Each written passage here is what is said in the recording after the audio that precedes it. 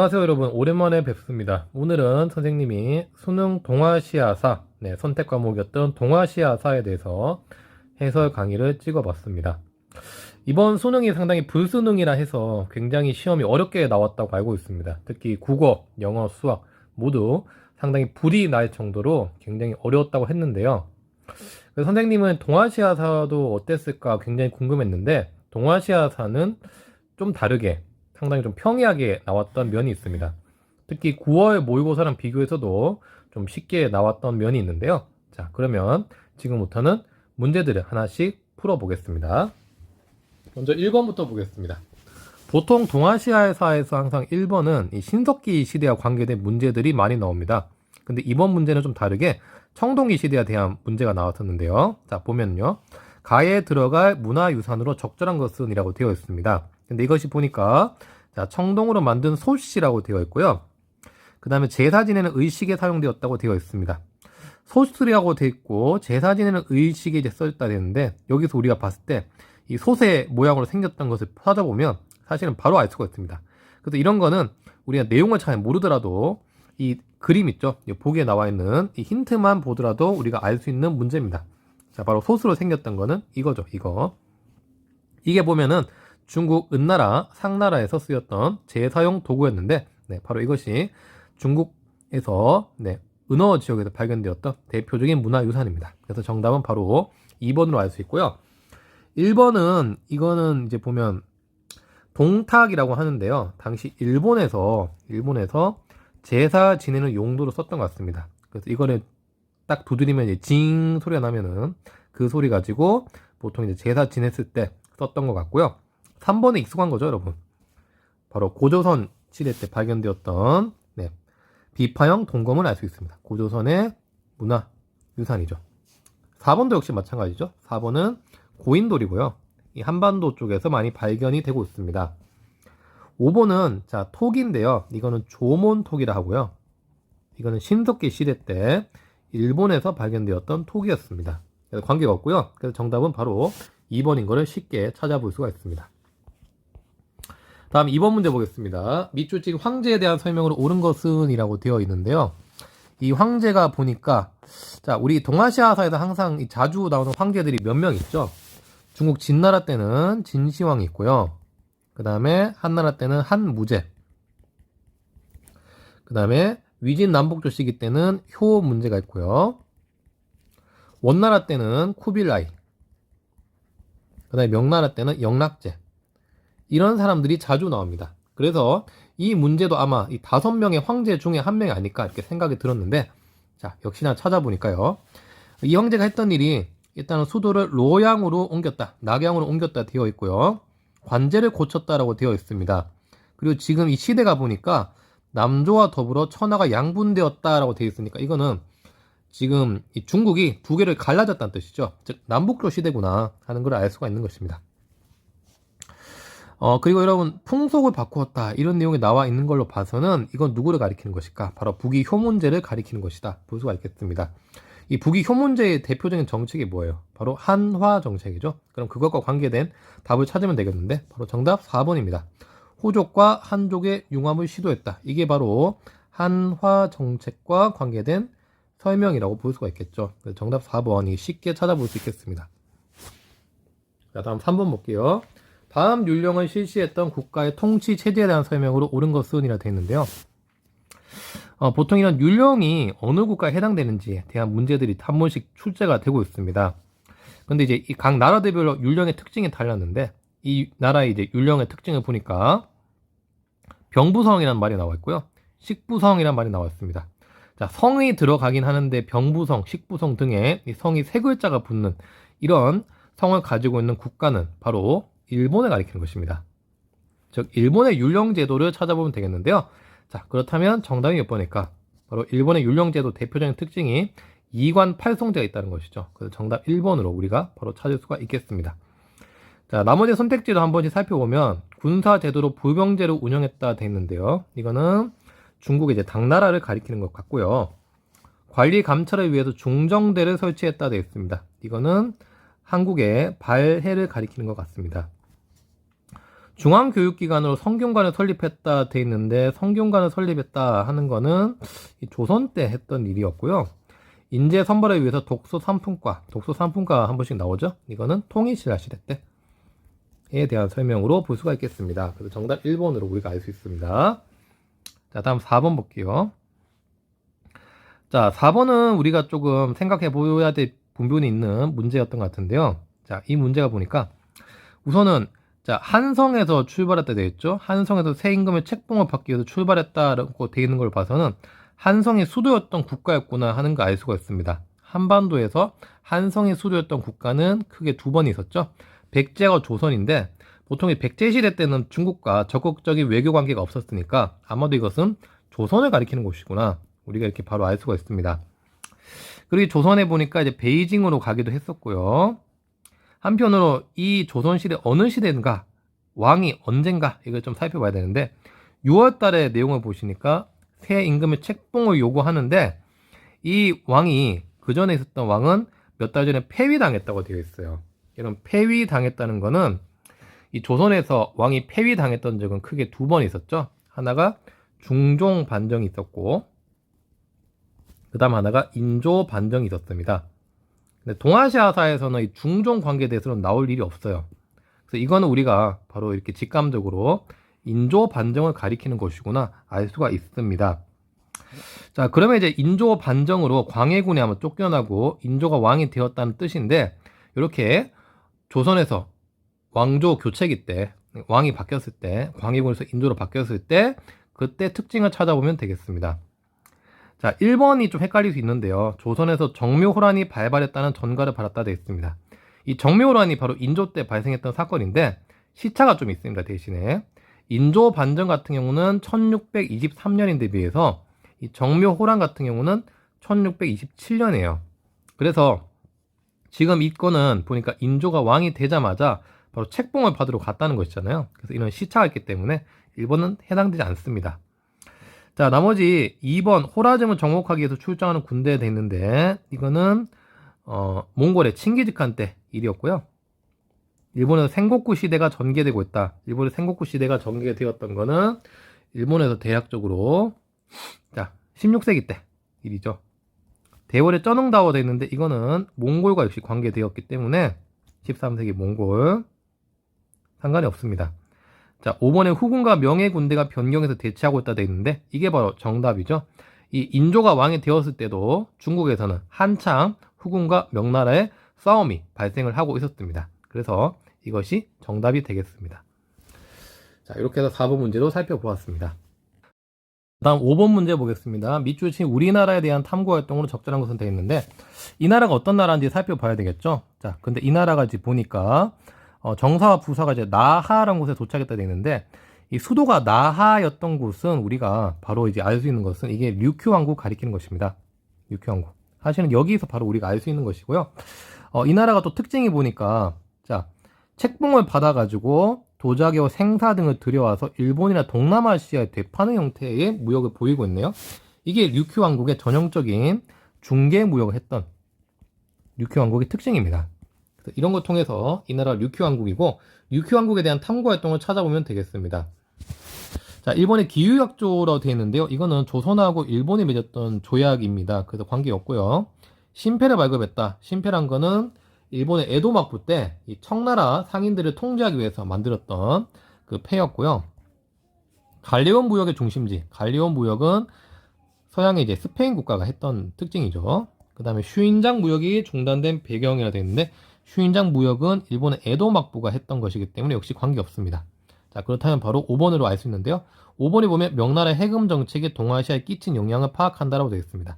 즉, 이 시기 때 보면은 명나라에서는 해금 정책을 펼쳐서 바다 무역을 통제하다 보니까 당시 명나라 주변에 있었던 나라들은 이 조공 무역에 특히 이제 매달리게 되었고 이때 조공 무역에서 혜택을 받던 류큐 왕국이 명나라로부터 많은 조공품을 받아서 이걸 통해서 일본이나 주변 동남아시아 국가들한테 되팔면서 많은 이득을 챙겼던 것이에요. 그래서 이거는 5번이 여기에 해당된다라고 볼 수 있겠습니다. 자, 다음 6번 문제 보겠습니다. 가인물에 대한 설명을 옳은 것은 돼 있는데 이 사람이 시대 특징을 보니까 남송시대 사람이네요. 그 다음에 이제 대학 중용을 비롯한 경전에 새로운 주석을 가했다라고 되어 있습니다.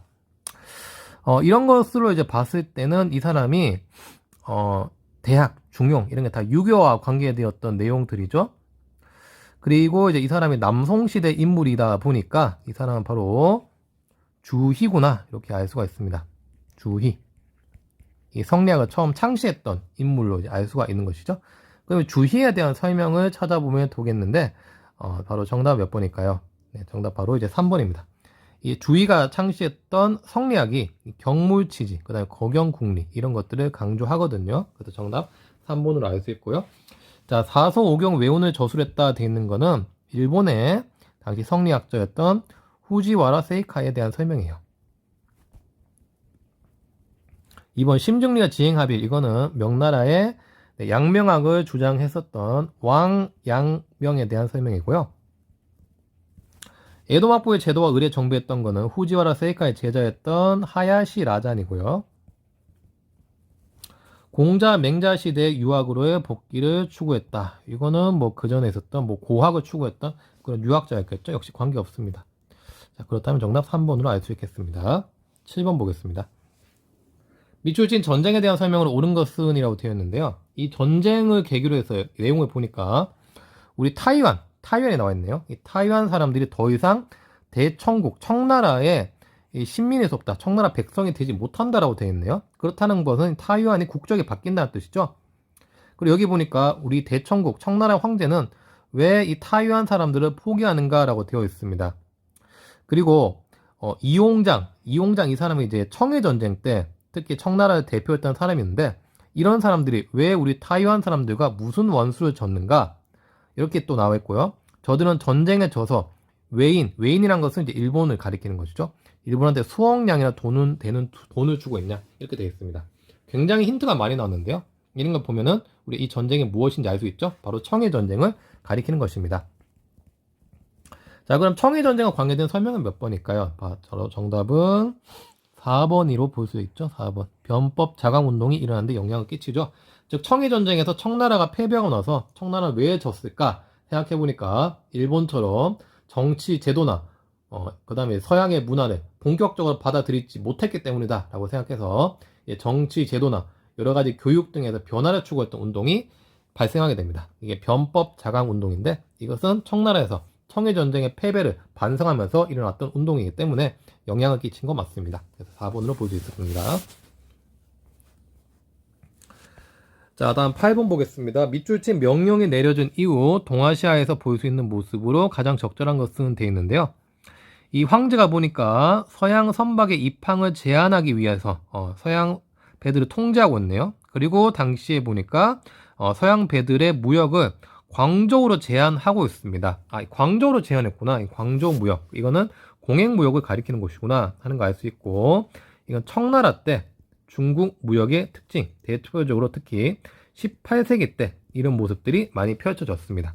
그 말은 대략적으로 18세기 때의 당시 동아시아 모습을 찾아보면 되겠는데요. 그럼 거기에 대해서 해당되는 정답은 몇 번일까? 이렇게 찾아본다면 네, 바로 4번으로 볼 수 있겠죠.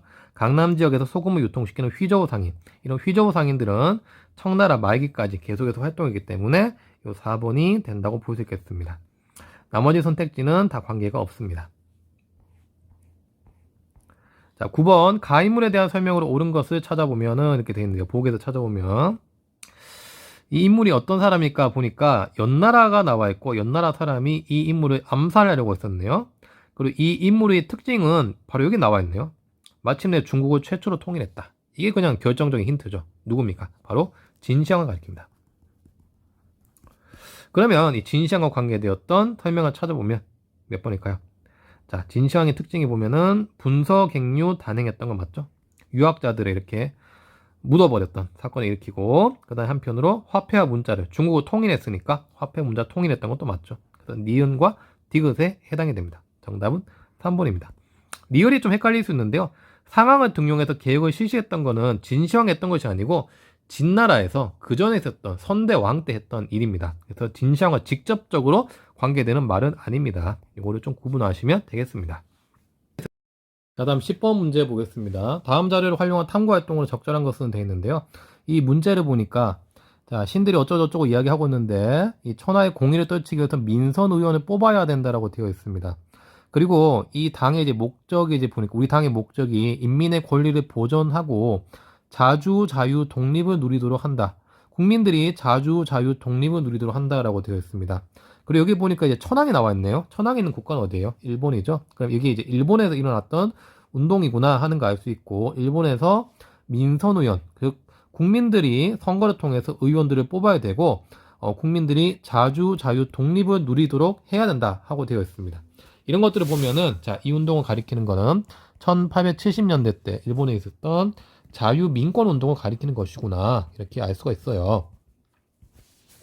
자, 그러면 이 자유민권 운동과 관계되었던 내용은 몇 번이냐? 자, 바로 정답은 3번입니다. 이런 자유민권 운동의 결과 일본 정부에서도 마침내 대일본 제국 헌법을 만들고 의회, 즉 국회를 개설해 주기도 했거든요. 그래서 3번이 여기에 해당이 된다라고 볼 수 있겠습니다. 나머지는 다 관계가 없어요. 11번 보겠습니다. 밑줄 지금 황제에 대한 설명으로 옳은 것은 되어 있습니다. 이 황제에 대한 문제가 굉장히 많이 나오죠. 지금 벌써 세 번째 문제가 나와 있는데, 선생님이 방금 아까 전에 3번 문제인가? 거기서 말했던 이 황제에 대한 질문이 지금 계속해서 나오고 있습니다. 이것도 아까 선생님이 말했던 5명의 황제 중에 한 명일 거라 생각이 드는데요. 실제로 한번 보겠습니다. 이 황제는 특징이 보니까, 자, 베트남을 침공했다 되어 있네요. 그리고 이 황제 때 경사자집의 그런 책들을 편찬했던 책을 이제 펴내기도 했었고요. 가장 결정적인 힌트가 보니까, 자, 황궁이 원래 난징에 있었는데, 남경 쪽에 있었는데, 이거를 자금성이 완성되고 나니까 그곳으로 옮겨졌다 돼 있어요. 이 자금성 있는 곳이 어디냐? 바로 이제 북경입니다. 북경. 즉, 난징에서 북경으로 수도를 천도했던 왕, 그 다음에 이제 베트남을 침공했던 황제는 누구냐? 바로 이거는 중국의 영락제를 가리키는 설명입니다. 또 나왔죠? 그럼 영락제에 대한 설명을 옳은 것을 찾아보면 되겠는데, 영락제 그럼 가장 유명한 것이 뭡니까? 바로 정화, 자신이 이제 부하였던 정화를 멀리 아프리카까지 보내서 명나라의 조공 국가들을 확대했던 것이 특징이었죠. 그래서 바로 우리가 5번으로 이렇게 정답을 알 수가 있겠습니다. 자, 다음 이제 12번 보겠습니다. 가에 들어간 내용으로 가장 적절한 것은 되어 있는데요. 이 동아시아에서 보면 이제 서민 문화의 발달이라고 해가지고 보통 이제 17에서 보통 19세기 동안에 이때가 동아시아에서는 좀 평화적인 안정기였거든요. 요 시기 때 동아시아 한중의 세 나라에서 서민 문화가 발달하고 그때 특징을 묻는 문제는 지금까지 계속해서 꼭 한 문제씩 출제됩니다. 이건 역시 마찬가지인데요. 보니까 문화 소비층이 확대된다 되어 있고, 춘향전, 홍길동전 의 한글 소설이 이제 한국에서 보급되었고, 일본에서는 가부키가 대중화되었다 되어 있습니다. 그럼 중국에서 서민 문화가 발달했던 걸 찾아보면 되겠는데, 중국에서는 무엇입니까? 중국에서는 경극이 이때 유행했었죠. 그래서 우리가 5번으로 알 수 있겠습니다. 우키요에나 이제 나낙 같은 경우는 일본과 해당되는 것이고요. 그 다음에 판소리나 탈중 공연, 이거는 이제 당시 조선을 가리키는 것이죠. 이게 중국을 가리키기 때문에 정답 5번입니다. 자, 다음 13번 보겠습니다. 밑줄치 50년간 돼 있는데, 이 50년이라는 시기가 언젠지 봐야 되겠죠? 이때가 보니까 일본에서 아시카가 다카우지와 고다이고 천황이 대립하면서 있었던 시기라 되어 있네요.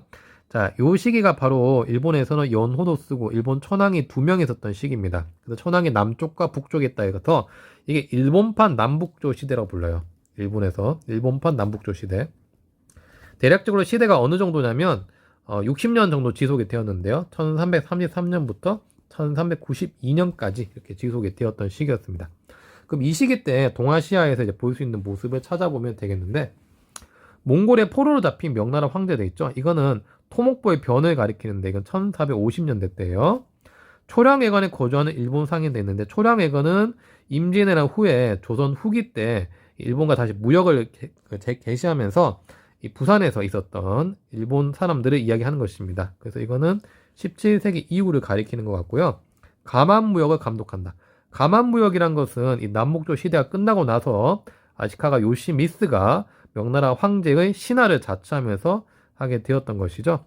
그래서 역시 이거는 이제 1392년 이후에 있었던 일이기 때문에 아니고요. 주변 국가 연안을 노략질하는 왜구되어 있습니다. 맞습니다. 이 남북조 시대에 천황이 2명이다 보니까 일본이 사회가 통제되지 않고 굉장히 혼란스러웠겠죠.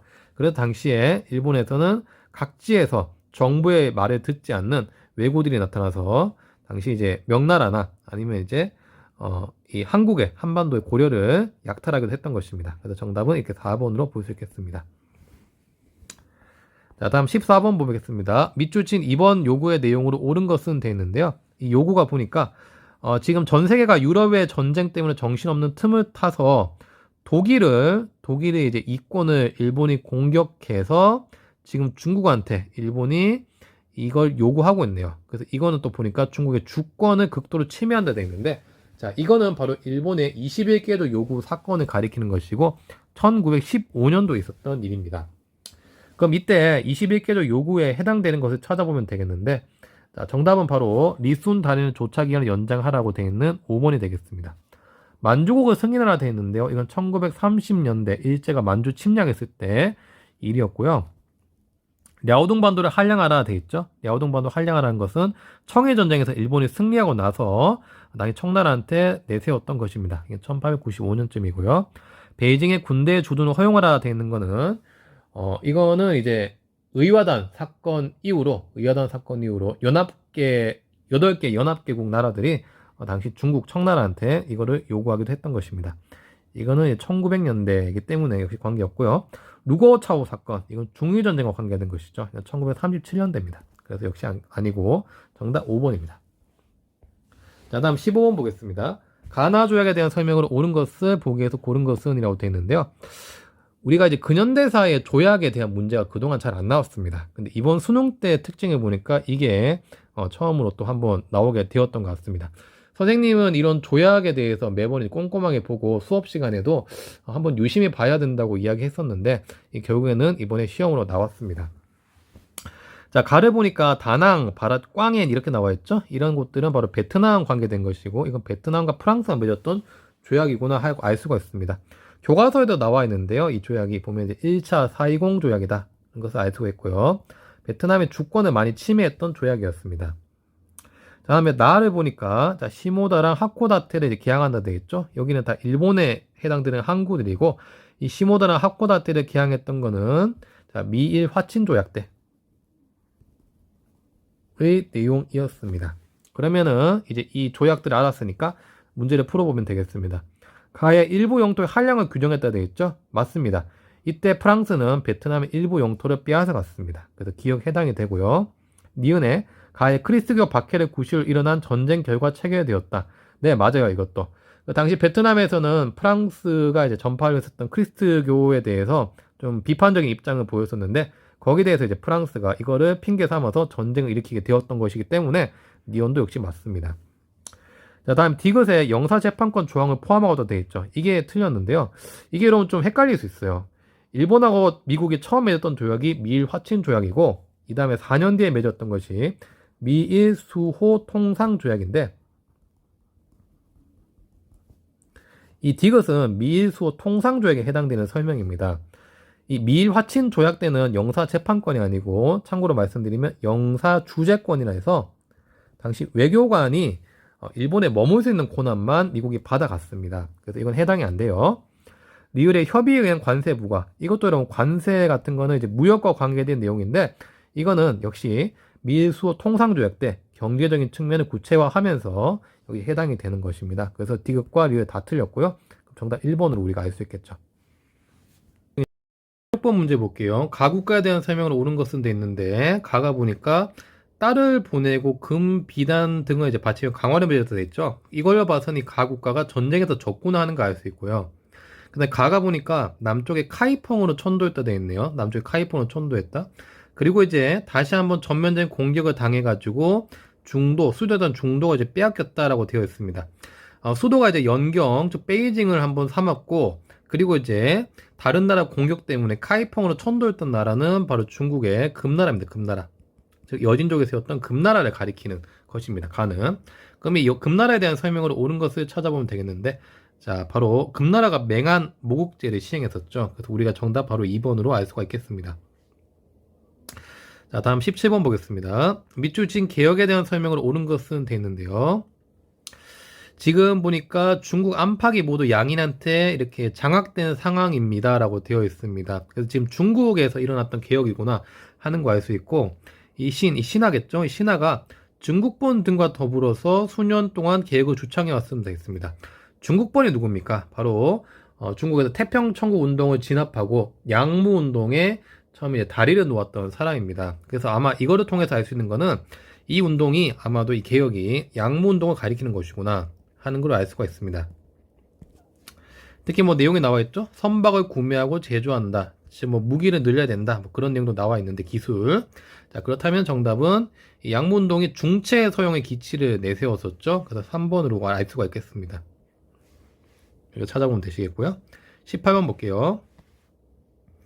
가나 협정에 대한 설명을 옳은 것을 찾아보면 되겠는데요. 자, 가 같은 경우는 북이 17도선 나와 있네요. 17도선. 그 다음에 베트남 민주공화국은 북쪽으로 가고 프랑스는 이남으로 간다 되어 있습니다.